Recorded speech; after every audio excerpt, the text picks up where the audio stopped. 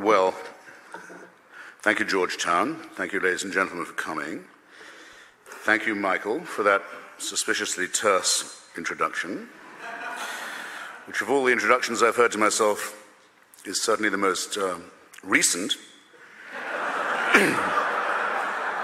Thank you seriously to the Ethics and Public Policy Center for your work, for conceiving this idea, for encouraging me to do it, for bringing us Dr. McGrath all the way from our common alma mater of Oxford, and for the regular seminars that you may not know that Michael does all the time on these matters of faith versus reason, which is, after all, the ground on which we're met this evening.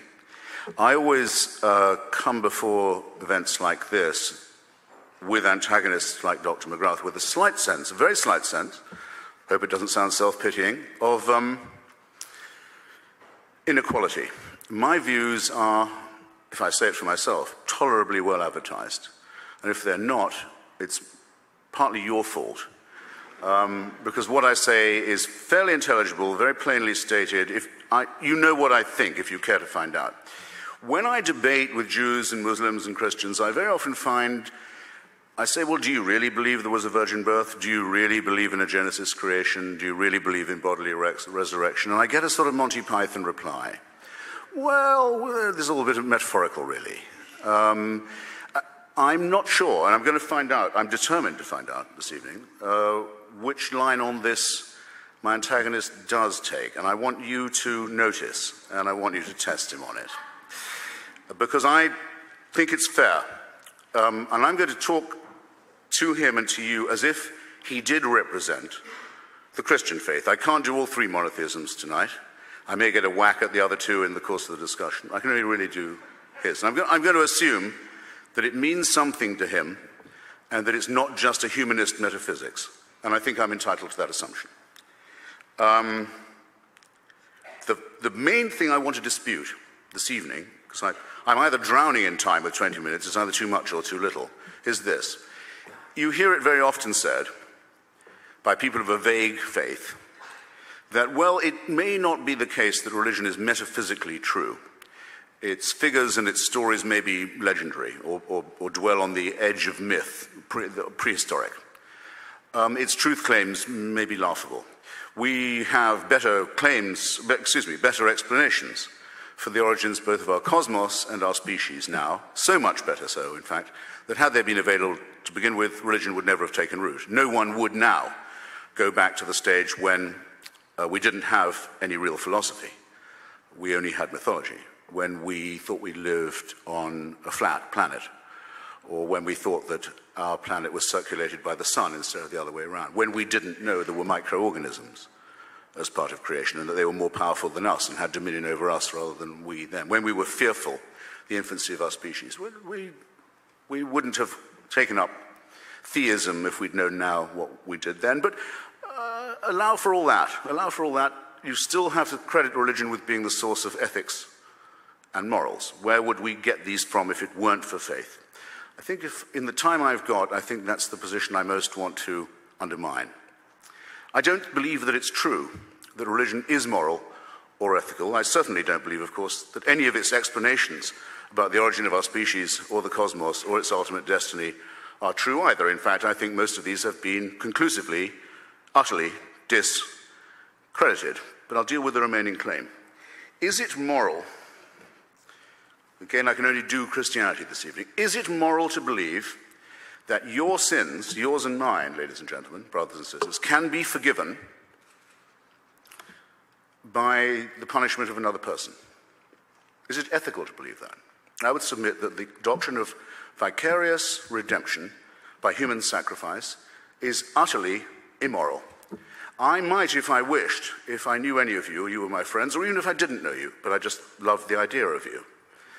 Compulsory love is another sickly element of Christianity, by the way. But suppose I could say, look, you're in debt. I've just made a lot of money out of a God-bashing book. I'll pay your debts for you.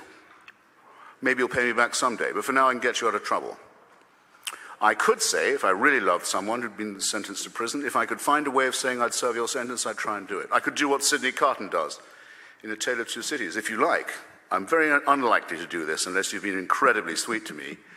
I'll take your place on the scaffold, but I can't take away your responsibilities. I can't forgive what you did. I can't say you didn't do it. I can't make you washed clean. The name for that in primitive Middle Eastern society was scapegoating. You pile the sins of the tribe on a goat, you drive that goat into the desert to die of thirst and hunger, and you think you've taken away the sins of the tribe. A positively immoral doctrine that abolishes the concept of personal responsibility on which all ethics and all morality must depend. It has a further implication. I'm told that I have to have a share in this human sacrifice, even though it took place long before I was born. I had no say in it happening. I wasn't consulted about it. Had I been present, I would have been bound to do my best to stop the public torture and execution of an eccentric preacher. I would do the same even now. No, I'm implicated in it. I myself drove in the nails. I was present at Calvary. It confirms the original filthy sin in which I was conceived and born, the sin of Adam in Genesis. Again, this may sound a mad belief, but it is the Christian belief. Well, it's here that we find something very sinister about monotheism and about religious practice in general. It is incipiently, at least, and I think often explicitly, totalitarian. I have no say in this. I am born under a celestial dictatorship which I could not have had any hand in choosing. I don't put myself under its government.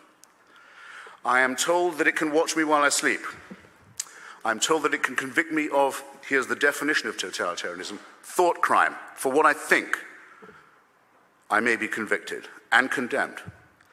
And that if I commit a right action, it's only to evade this punishment. And if I commit a wrong action, I'm going to be caught up not just with punishment in life for what I've done, which often follows axiomatically, but even after I'm dead. In the Old Testament, gruesome as it is, recommending as it is of genocide, racism, tribalism, slavery, genital mutilation, the displacement and destruction of others, terrible as the Old Testament gods are, they don't promise to punish the dead. There's no talk of torturing you after the earth has closed over the Amalekites. Only till when gentle Jesus, meek and mild, makes his appearance, are those who won't accept the message told they must depart into everlasting fire. Is this morality? Is this ethics? I submit, not only is it not only does it come with the false promise of vicarious redemption, but it is the origin of the totalitarian principle which has been such a burden and shame to our species for so long. I further think that it undermines us in our most essential integrity. It dissolves our obligation to live and witness in truth. Which of us would say that we would believe something because it might cheer us up, or tell our children that something was true because it might dry their eyes? Which of us indulges in wishful thinking, who really cares about the pursuit of truth at all costs and at all hazards? Can it not be said, do you not in fact hear it said repeatedly about religion and by the religious themselves that, well, it may not be really true, the stories may be fairy tales, the history may be dubious, but it provides consolation?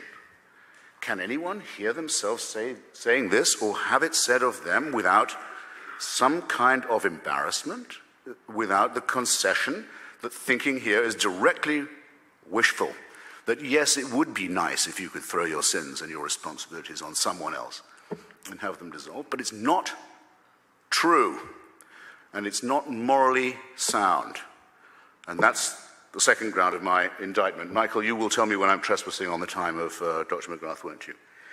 On our integrity, our basic integrity, in knowing right from wrong and being able to choose a right action over a wrong one, I think one must repudiate the claim that one doesn't have this moral discrimination innately, that no, it must come only from the agency of a celestial dictatorship, which one must love and simultaneously fear.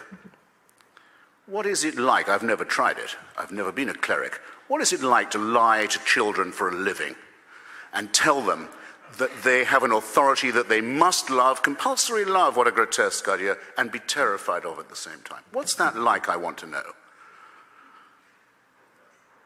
and that we don't have an innate sense of right and wrong. The children don't have an innate sense of fairness and decency, which of course they do. What is it like? I can personalize it to this extent. My mother's Jewish ancestors are told that until they got to Sinai, they'd been dragging themselves around the desert under the impression that adultery, murder, theft, and perjury were all fine. They get to Mount Sinai only to be told it's not kosher after all. I'm sorry. Excuse me.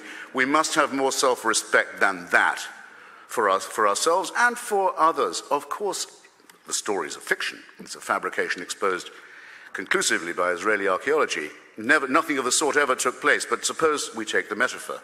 It's an insult. It's an insult to us. It's an insult to our deepest integrity. No, if we'd believed that perjury, murder, and theft were all right, we wouldn't have got as far as the foot of Mount Sinai or anywhere else. Now we're told what we have to believe. And this is coming now to the question of whether or not science, reason, and religion are compatible, or I would rather say reconcilable. The great Stephen Jay Gould, the late great Stephen Jay Gould, said that he believed they were non-overlapping magisteria. You can be both a believer and a person of faith. Sitting in front of me is a very distinguished, extremely distinguished scholar, Francis Collins, helped us to unlock the Human Genome Project, who is himself a believer. I'd love to hear from him. I hope we will hear from him. I don't believe he says that his discoveries in the genome convinced him of the truth of religion. He holds it, as it were, independently. I hope I do you no wrong, sir, in phrasing it like that. Here's why I, a non-scientist, will say that I think it's radically irreconcilable, I'd rather say, than incompatible. I've taken the best advice I can on how long Homo sapiens has been on the planet. Carl Sagan, Richard Dawkins, many others, and many discrepant views from theirs, reckon it's not more than 250,000 years, quarter of a million years. It's not less either. I think it's roughly accepted. I think, sir, you wouldn't disagree. 100,000 is the lowest I've heard. And actually, I was about to say, again, not to sound too Jewish, I'll take 100,000. I only need 100,000. Call it 100. For 100,000 years, Homo sapiens was born, usually, well, not usually, but very often, dying in the process or killing its mother in the process. Life expectancy probably not much more than 20, 25 years. Dying probably of the teeth after that, very agonizingly, near to the brain as they are, or of hunger, or of microorganisms that they didn't know existed, or of events such as volcanic or tsunami or earthquake types that would have been wholly terrifying and mysterious, as well as from turf wars over women, land, property, food, other matters. You can fill in, imagine it for yourself, what the first few tens of thousands of years were like. And we like to think, learning a little bit in the process, and certainly having gods all the way, worshipping bears fairly early on, I can sort of see why. Sometimes worshipping other human beings, big mistake. I'm coming back to that if I have time. This and that and the other thing. But exponentially perhaps improving, though in some areas of the world very nearly completely dying out, and a bitter struggle all along. Call it 100,000 years. According to the Christian faith,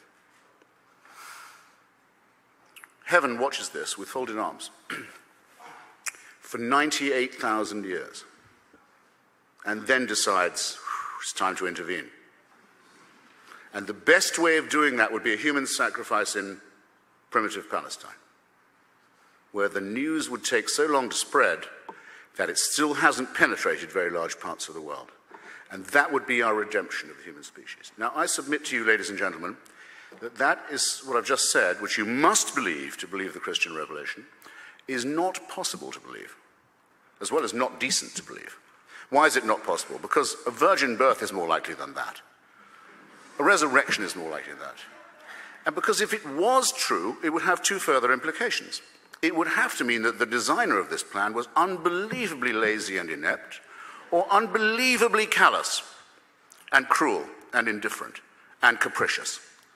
And that is the case with every argument for design and every argument for revelation and intervention that has ever been made. But it's now conclusively so because of the superior knowledge that we've won for ourselves by an endless struggle to assert our reason, our science, our humanity, our extension of knowledge against the priests, against the rabbis, against the mullahs who've always wanted us to consider ourselves as made from dust or from a clot of blood, according to the Quran, or as the Jews are supposed to pray every morning, at least not female or Gentile. And here's my final point, because I think it's coming to it. The final insult that religion delivers to us, the final poison it jets into our system. It appeals both to our meanness, our self-centeredness, and our solipsism, and to our masochism. In other words, it's sadomasochistic. I'll put it like this. You're a clot of blood, you're a piece of mud, you're lucky to be alive. God fashioned you for his convenience, even though you're born in filth and sin.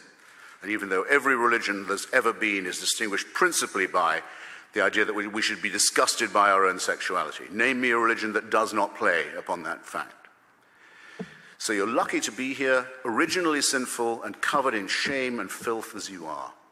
You're a wretched creature. But take heart. The universe is designed with you in mind. And heaven has a plan for you. Ladies and gentlemen, I close by saying, I can't believe there is a thinking person here who does not realize that our species would begin to grow to something like its full height if it left this childishness behind, if it emancipated itself from this sinister, childish nonsense. And I now commit you to the good Dr. McGrath. Thank you.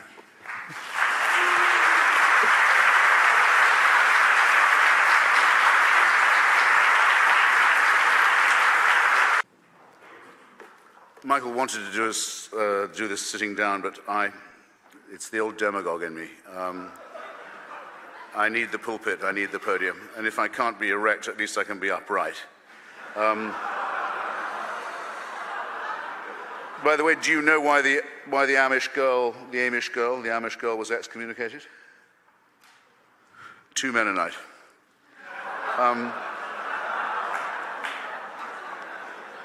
Look, I'm going to take the doctor's excellent points in order, if I may, and you will, I'm sure, have minds orderly enough to recall the order in which he made them. On the empirical evidence, so-called, adduced, that a religious faith can lead to greater health and well-being, I, in a sense, do not doubt it. In other words, I can easily imagine that those who think they are the special object of a divine design feel better for thinking so. I just think it's going to be very important for anyone claiming this to see the dismaying trapdoor that is right under their feet. If you're going to claim this for one, how are you not going to claim it for all? Do we not hear incessantly that the Hamas organization in Gaza is a provider of welfare to the poorest of the poor? Have we not heard this? Do we not hear that Louis Farrakhan's crackpot racist organization, the Nation of Islam, gets young people off drugs? For all I know, it's true. It not only says nothing about the truth or validity of their theology, but it must say a certain amount, at least, about our willingness to think wishfully or cultishly, which was, if you like, part of my point to begin with. As to the center versus the fringe, I get this all the time. Don't judge religion by its fundamentalists and its extremists. No, why should I? I don't have to. I judge it by its foundational texts, and I judge it by the statements of its authorities. Take a case from the Quran, just for once. Actually, it's not the Quran, excuse me. Take a case from the Muslim foundational documents, the Hadith, which have equal canonical authority. They say, if someone becomes an apostate, leaves or changes their religion, they must be killed. The sentence is death. Don't anyone be telling me that's a metaphor. No, it's just intended as a sort of general admonition. No, it means what it says, and it's been applied to a couple of people who now have to live, friends of mine, as a matter of fact, as political refugees in Washington, D.C., who know how true the impact of that hadith. There's no wiggle room there, so the question for a Muslim must be asked, do you think this is the word of God, or don't you? Because if you don't, you're saying that God shouldn't be able to tell you to do an evil thing, and if you do, you're saying he should. In either case, faith falls as a reinforcement of ordinary morality. Recently, Dr. McGrath is a member of the Church of England, the Anglican Communion, the Episcopalian Communion, what George Herbert, my favorite religious poet after John Donne, The sweet mediocrity of our native church was how he referred to the See of Canterbury. Everyone thinks it's the mildest of all. It not only calls itself a flock, it looks very sheep-like. However, the Bishop of Carlisle recently, tipped, I'm told, to be the next Archbishop of Canterbury, said that the floods in northern Yorkshire that devastated a large part of England in the summer and killed and dispossessed a large number of people were punishment for homosexuality. Now, to connect meteorology to morality seems to me, I have to say, flat out idiotic whichever way you do it. If there was a connection between meteorology and morality, which religion has very often argued that there is, I don't see why the floods hit northern Yorkshire. I can think of some parts of London where they would have done a lot more good. Just as the hurricane that devastated New Orleans, we found punishment for sin, as it must have been, left the French Quarter alone. You have to make up your mind on this. You either think God intervenes or he doesn't. I'm clear. I say, I don't think so. Will Dr. McGrath say that he does intervene and that we can tell when he does, or will he not say so? You have to ask him. You have to hear his answer. Does he say sometimes intervenes? Or does he say he moves in mysterious ways? My position is clear. His remains, I think, distinctly opaque. It was the Archbishop of Canterbury, Geoffrey Fisher, who said the following, that a nuclear war, thermonuclear war, would only hasten our transition into a more blessed state into which we were bound to eventuate anyway. If I had told you that remark and asked you to guess, you would have said Mahmoud Ahmadinejad said it, or some other fanatical, verminous mullah. No, the Archbishop of Canterbury said it, and why shouldn't he? Because another immoral and sinister thing about religion is that lurking under it at all times, in every one of its versions, is a desire for this life to come to an end, for this poor world to be over. The yearning, the secret death wish that's in all of it, let this be gone, let us move to the next stage, is present at all times, unless it's repudiated, which I invite Dr. McGrath to do. But if he does so, I don't see in what eschatological sense he can claim to remain a Christian. And he can't take it a la carte. If you claim or accept the one version, you have to accept the other. If it's true in general that religion does one thing and some people do good from it, then you have to accept all the wicked acts that are attributable to it as well. And I think you'll find that those don't quite equalize at the margin, depressing though that conclusion would be. I have a challenge, which I have now put in print on the Christianity Today website, in the Holy Blossom Synagogue in Toronto the night before last, in many other places, and on the air and on the web, and it's this. If it's to be argued that our morality, our ethics can be derived from the supernatural, then name me an action, a moral action, taken by a believer, or a moral statement uttered by one, that could not have been made or uttered by an infidel, an unbeliever. I have tried this everywhere. On a large number of people, I've not yet had even one reply. But if I was to ask you, can you think of a wicked action that could only have been performed by someone who believed they were on an errand from God, there isn't one of you who would take 10 seconds to think of an example.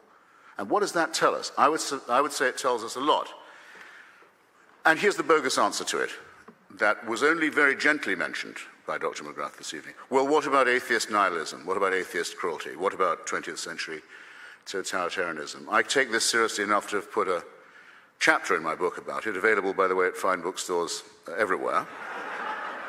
And I can only summarize it now, and I'll do so very as tersely as I can. First, fascism, the original 20th century totalitarian movement, is really, historically, another name for the political activity of the Catholic right wing.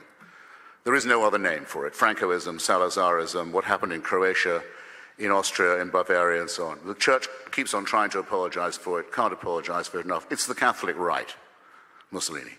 You can't quite say that about Hitler, National Socialism, because that's also based on Nordic and pagan blood myths, leader worship, and so on, though Hitler never repudiated his membership of the church. And prayers were said for him on his birthday every year till the very end, on the orders of the Vatican. And all of these facts are well known, and the church still hasn't found another way to apologize for that enough. And whatever it is, you can call that, you can't call it secular. You may not call it secular. By the way, Joseph Goebbels was excommunicated from the Catholic Church. 50%, according to Paul Johnson, the Catholic historian, of the Waffen-SS were confessing Catholics. None of them was ever threatened with excommunication, even threatened with it for taking part in the final solution. But Joseph Goebbels was excommunicated for marrying a Protestant. You see, we do have our standards. Now, okay, moving to Marxism, moving to Leninism. Okay, in Russia in 1917, for hundreds of years, millions of people have been told the head of the state is a supernatural power. The Tsar is not just the head of the government, not just a king, but he stands between heaven and earth.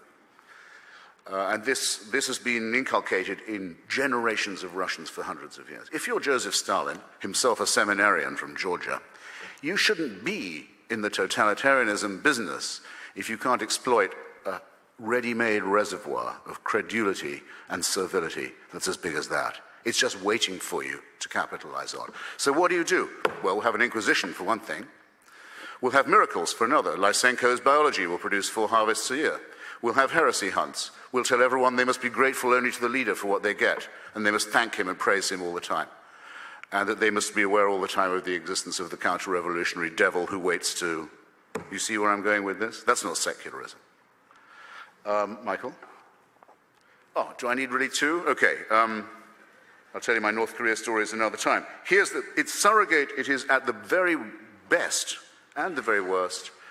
The examples I've been talking about are a surrogate for messianism, for the belief in ultimate history and the end of days and the conclusion of all things, which is, I've tried to argue, I hope with some success, the problem to begin with, the replacement of reason by faith. The discarding of the one thing that makes us important and useful and different from other primates in favor of something that requires no evidence and just requires incantation.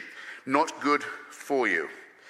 If Dr. McGrath or anyone else could come up with an example of a society which had fallen into slavery and bankruptcy and beggary and terror and misery because it had adopted the teachings and the precepts of Spinoza and Einstein and Pierre Bayle and Thomas Jefferson and Thomas Paine, then I'd be impressed, and that would be a fair test on a level playing field. But you will find no such example. Indeed, the nearest such example we do have is these great United States, the first country in the world to have a constitution that forbids the mention of religion in the public square, except by way of limiting it and saying that the state can take no interest in establishment of faith. Best known under the rubric of the wall of separation, my new slogan is, Mr. Jefferson, build up that wall. Hope you'll join me in it. Very quickly in my last minute. Yes, Dr. McGrath, you're right. There is something about us as a species that is problematic and isn't just explained by religion. There's something about us that tempts us to do wrong. It's pretty easily explained, I think. We are primates. High primates, but primates. We're half a chromosome away from chimpanzees, and it shows. It especially shows in the number of religions we invent to console ourselves or to give us things to quarrel with other primates about. If anything demonstrates that God is man-made, not man God-made, surely it is the religions erected by this quasi-chimpanzee species and the harm that they're willing to inflict on that basis. I think on the point of Christology that you closed with, I ought not to take any more of the audience's time, but be prepared to discuss. And I hope I've yielded back some of my time to questions, and I'm grateful again for your indulgence. Thank you.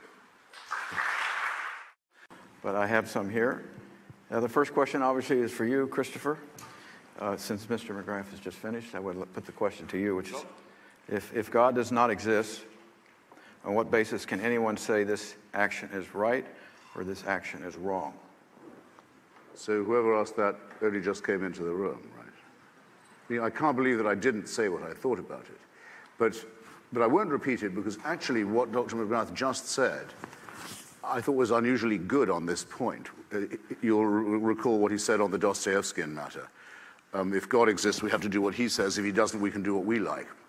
Now, just apply this for a second in practice and in theory. Is it not said of God's chosen people, and is it not said to them by God in the Pentateuch that they can do exactly as they like to other people? They can enslave them, they can take their land, they can take their women, they can destroy all their young men, they can help themselves to all their virgins, they can do what anyone who had no sense of anything but their own rights would be able to do, but in this case with divine permission. Doesn't that make it somewhat more evil? In Iran, where I've been to all three axes of evil countries, by the way. I think I'm the only writer who can say that. You're not allowed to sentence a woman who is a virgin to death, even though she may have committed, in the eyes of the mullahs, a capital crime, perhaps by showing her hair too often or her limbs. She can't be sentenced to death. But religious law means she can be raped by the Revolutionary Guards and she's not a virgin anymore. And then they can kill her. Do what thou wilt shall be the whole of the law used to be considered the motto of Satanism, as I recall. Divine permission given to people who think they have God on their side enables actions that a normal, morally normal unbeliever would not contemplate. The mutilation of genitalia of children. Who would do that if it wasn't decided that God wanted it? Just as when the poet in England gets the poet laureateship, they start to write drivel instead of poetry for some reason. It's the king's scrofula the other way around. Morally normal and intelligent people find themselves saying fatuously wicked things when this subject comes up. The suicide bombing community is entirely faith-based. The genital mutilation community is entirely faith-based. Slavery is mandated by the Bible. You keep hearing how many abolitionists were Christians. Well, it was about time that they took a stand against it, having mandated it for so long. So it's not even a tautology, I think, to say that there's a relationship between the human impulse to do evil, to be selfish, to be self-centered, to be greedy, and a contrast between that and faith, because given only faith, mountains can be moved, and millions of people who would never normally acquiesce in evil are brought to it straight away and with ease, and with self-righteousness. There, that's my answer to that. And the questioner did not answer my challenge. Name an ethical statement made or action performed by a believer in the name of faith that couldn't have been by an infidel, and name, if you can, this is easier, a wicked action that could only be mandated by faith, and then you'll see how silly your question was, wherever you were. Well, let me ask it then. Christopher, did you heard Professor McGrath also, though, condemn any form of religious violence? Well, that's easy to do. I mean, I could say, look, an atheist can be a nihilist. No, I think there's a room for agreement here between the two of you. I'm not looking for consensus, baby. I'm just not in the mood. I'm not in the vein, as King Richard says. No, not in the vein. No, I'm glad he condemns religious violence. Does he condemn the promise of other people's territory to the chosen people, for example? Does Jesus say, or does he not say, I come to bring not peace but a sword? He does say that. Should I take it literally or metaphorically? Right? Yeah. Is genital mutilation of small boys mandated by Jews, and is it often mandated by Muslims, or not? Is there a paradise to which people can hope to get by dying for their faith, or isn't there? Has holy war been proclaimed by both the Pope and by the mullahs, or not? These are problems not for me. For me, it's simple. We're primates. This is what we would expect to happen if there was no God. Let me This is what we would expect to see if faith was pointless. But it's an endless mystery where none exists if you think there's an intervening finger from on high. Then it becomes mysterious. Thank you. Okay, quite. You're welcome. Not imposed. Did you really say not imposed? What if you reject this offer? What have you been told for centuries by Christians? If you reject this offer that took place by means of a torture to death of a human being that you didn't want and should have prevented, if you could. What if you reject the offer? If you accept it, you can have eternal life and your sins are forgiven. Oh, great. What a horrible way to abolish your own responsibility and get your own bliss. I don't want it. Oh, you don't? Well, then you can go to hell. This is not imposed. This hasn't been preached to children by gruesome elderly virgins backed by force for centuries. This hasn't poisoned whole societies. No, of course it's not voluntary. The Pope of Rome, as I call the Bishop of Rome, Mr. Ratzinger, Herr Ratzinger, has recently said, actually, it's worse than that. Only my version of Christianity can get you salvation. And there is only one way. I say it in Georgetown. There's only one. You presumably don't believe that because you're an Anglican. But on what basis do you tell the Pope that he's a heretic? Once you grant this stuff, once you start with this white noise chat about redemption, where is it going to end? Of course there's nothing voluntary about it. And I must say the book of Revelation seems one of the less voluntary texts of the... all it does is look forward gleefully to apocalypse, to the passing away of this veil of tears into our ultimate destruction. This is morality? I don't think so. But you're in the right church but the wrong pew. I mean, of course I've emancipated myself from all that nonsense. I wish you would do too. I'm saying, what is the belief? And when you say it's voluntary, it's up to you, it's entirely optional. I don't think it's any more optional than Abraham saying to his son, do you want to come for a long and gloomy walk? Because God seems to be telling me to do something that had better be moral. Otherwise, it would have to be said that God had taken a perfectly normal person and asked him to commit an atrocity. Now, where else could that have come from?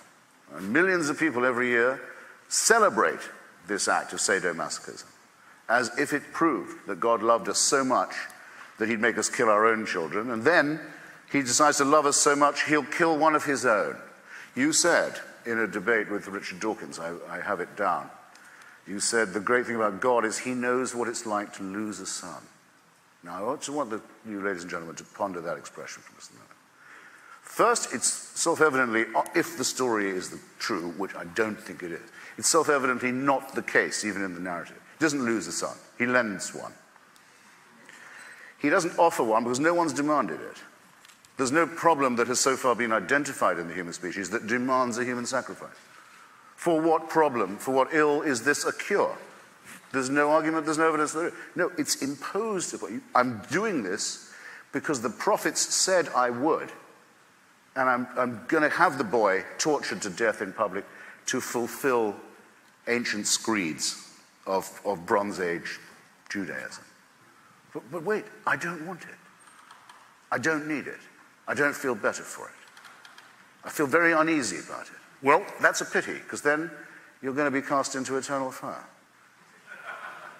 This is no way to talk. I don't like to be addressed in that tone of voice. So I have all this, I have to return a slight non-serviam, if I may be so bold, and take my chances morally. That's the more ethical thing to do. Don't want torture, don't want human sacrifice, don't want authoritarian bloodlettings, smoking temples and altars, incantations of priests and around all that. Don't want it, can't think of a single thing it will make better about our, let me see if Professor McGrath veil of tears. Oh yes, by all means. Yes. Sorry if I bang on a bit about this. No, don't worry. Let me ask a question of Mr. Hitchens. As someone who considers himself a high primate, it seems strange that you would consider loving and witnessing the truth an obligation. Would you explain how a soulless primate can have any obligations? Well, it's a question one often asks oneself. For example, why do I care? Why do I mind about other primates? I think I know that because I hope that they will, at the very lowest, I would say, because I hope they'll mind about me in return. I mean, I'll give you an example. Why should they? Well, why indeed? Why does one do the right thing, or one hopes it's the right thing, when no one's looking? Why does a Muslim cab driver go to all the trouble to come back to my apartment building when I didn't have his number, to return a large sum of money I left on his back seat, said it was his religious duty? But if I allow him to say that that's his religious duty, what am I going to say when he says it's his religious duty to veil his wife, or to blow himself up, or to impose Sharia law? If you grant it once, you have to grant the whole thing. You can't do it a la carte. Now, I'll give you an example from my old socialist days. This will bring the moisture to the eyes of Dr. McGrath as well. It was our favorite example, Professor Peter Townsend's book on the gift relationship, you remember? Why does the British National Health Service never run out of blood, though you're not allowed to charge for it? You have to give it free. Never runs out of blood. Because people like to give blood. They want to feel useful. I like to do it. I like it very much. And I'm not a masochist, and I don't particularly like being stuck. But I like the way that I lose, someone gains a pint and I don't lose one, because I replenish it quite quickly. Someone's instantly better off. I haven't had to abnegate myself by giving anything away. I like the fact that I'm helping someone who I don't know. And as it happens, I have a very rare blood group, indeed. And one day I'm going to have to count on other people feeling the same way. So human solidarity will get you quite a long way ethically. And there's every reason why that should be in our genes, in our, so to speak, inscribed. We wouldn't have got this far if we didn't have these qualities. To say we couldn't have them without celestial permission seems to me to be simply slavish.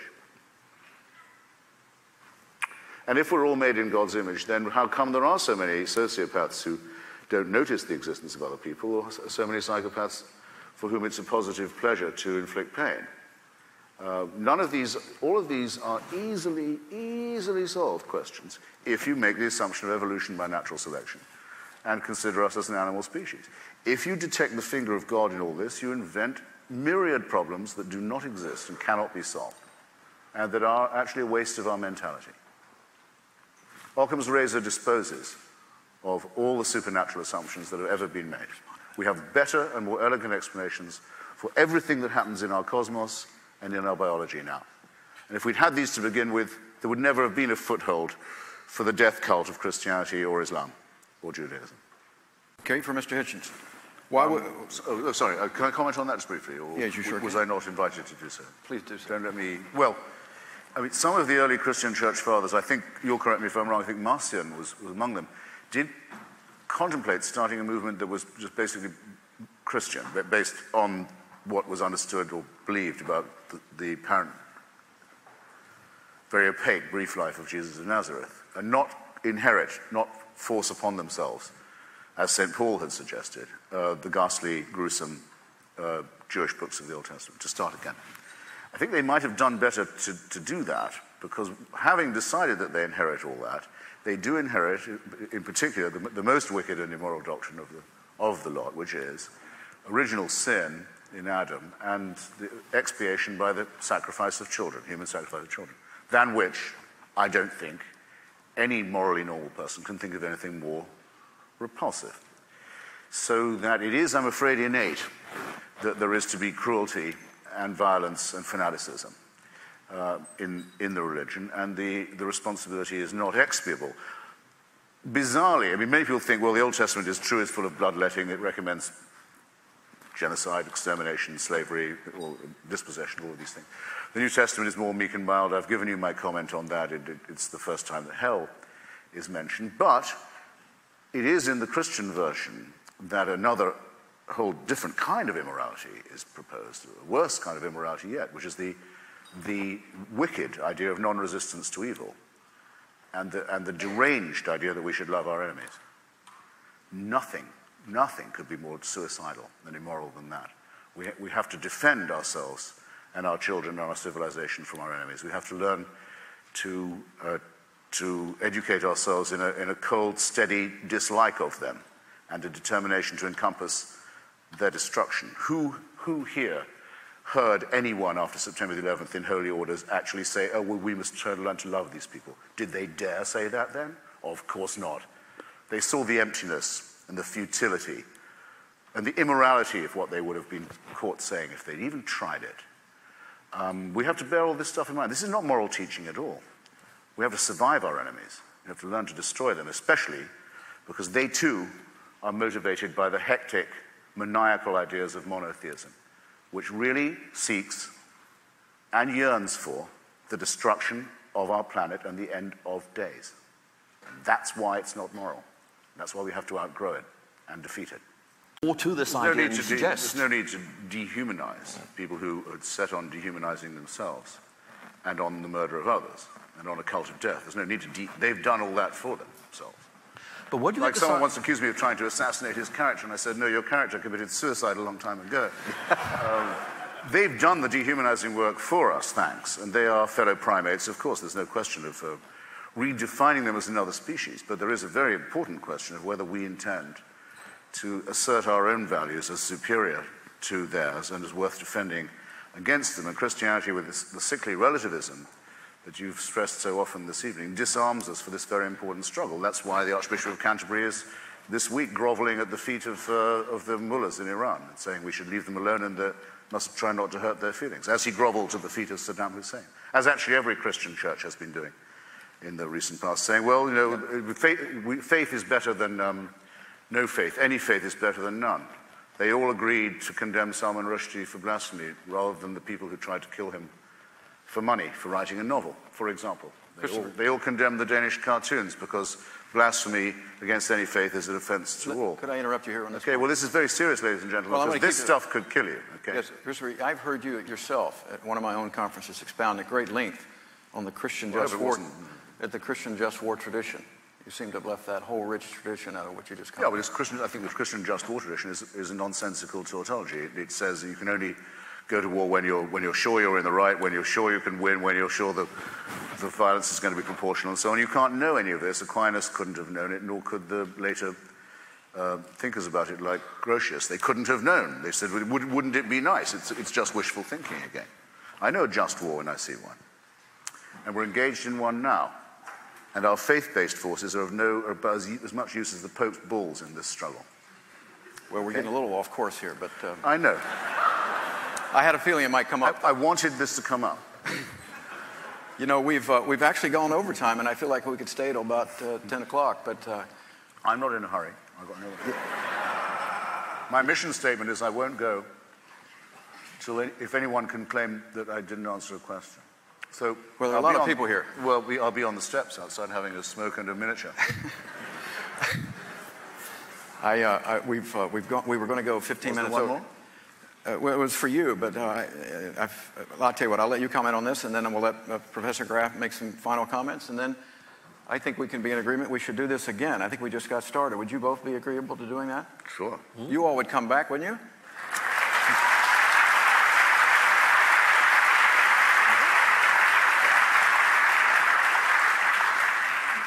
Mr. Hitchens, that was my daughter saying that. Why would, Mr. Hitchens, why would scientific discoveries about the origin of the universe obviate the existence of God? Well, they don't in and of themselves, but I just would submit, I really will be quick this time, and I know I've been a little verbose up till now. The likelihood that what Edwin Hubble saw through that telescope, the red light escaping at speeds that none of us here are capable of really imagining, towards the ultimate expansion and collapse of the universe and the heat death of the whole thing, that all that happened so we could be sitting here is, to me, in the very, very highest degree, improbable. That a process of evolution by natural selection just on our own tiny little planet, which in its own tiny little solar system is the only one on which life can be supported. Everywhere else, just in our little system, all the other rocks are either much too hot or much too cold to support life, as is much of our planet, which we know has for a long time been, not recently either, on a climatic knife edge, and which is still cooling. Only one. And on this planet, 99.8% of every species that ever evolved died out. This is an extraordinary way, I think, to make sure that Homo sapiens comes to Georgetown. It is only the most extraordinarily self-centered species could imagine that all this was going on for our sake. That's why I don't like people saying that their religious faith is modest or humble. It's the reverse. It's unbelievably solipsistic. And that's why you get people apparently abject, much too abject for my taste, like Mother Teresa. Oh, I'm so humble I can hardly bother to feed myself, But out of my way because I'm on a mission for God. No. This is arrogance, as a matter of fact, and it claims to know what it cannot know. I could say that Einstein was right when he said, the miracle is, of the natural order, the miracle is there are no miracles. Understand this paradox. The natural order doesn't interrupt itself. The sun doesn't stand still at midday. God doesn't catch a child as the kid falls out of a window, or heal lepers randomly. And none of that ever happens. The miracle is there's a force that holds it all together that's consistent and unvarying. That's wonderful. Okay, he may show there's a mind somewhere in the universe. But to say we know what that mind is, to move from the deist position to the theist one, we know what God wants us to eat or not eat. We know in what positions he wants us to make love or with whom. We know his instructions on it, is an unbelievable piece of conceit. And in my opinion, it's the reason why I may be a very poor spokesman for my side of this argument, But I think anyone who thinks about it has to vote that given the amount of uncertainty that we have, and given how much we now know, how much more we know about how little we know, the definition of education and our civilization, the only people who have to lose in this argument are those who say they do know, and who claim, yes, I do know what God wants, I do think he sent a son, I do think there was a resurrection, I do think there's salvation, claiming to know things they cannot conceivably know. I mean, to put it in a mild way, if Dr. McGrath has such extraordinary sources of information as the ones he's claimed to have available to him, I can't understand why he's only occupying a chair at Oxford University. Well, you should be, with the knowledge you've got, you should be a real mensch. And I'm afraid you don't know any more than I do about whether there was ever a Jesus of Nazareth, a resurrection, a miracle, a virgin birth, or anything. You couldn't know any more than I do. You can't. You just claim that you do. I'm afraid that means, I think, that you lose this round. Well, if I could respond. Thank you. All right. What about that? Why don't you vote? Thank you, My sir. dear chap. Thank you, Christopher. Michael. Good job, buddy.